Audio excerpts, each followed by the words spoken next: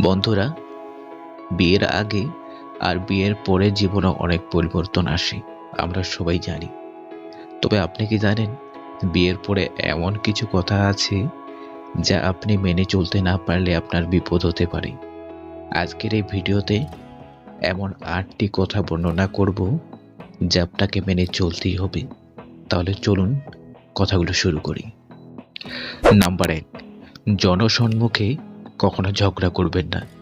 ঝগড়া করতে হলে দরজা বন্ধ করে করুন। নাম্বার 2, আশেপাশের মানুষ বা পরিবারের সদস্যদের চাপে কখনো সন্তান নেবেন না। নিজেদের পরিকল্পনা মাফিক সন্তান নিন। নাম্বার 3, সহবাসের জন্য কখনো আপনার পার্টনারকে জোর করবেন না।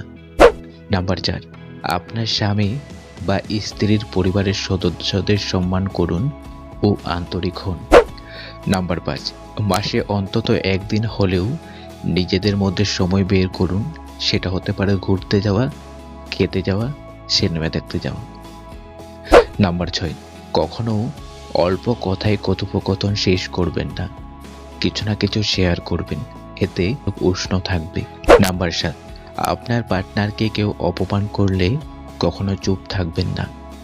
আর নাম্বার 8, আপনার যদি কখনো কোনো ভুল হয় তাহলে আপনার পার্টনারের কাছে থেকে ক্ষমা চাইতে ভুলবেন না, কারণ ক্ষমা সম্পর্ক সুন্দর করে।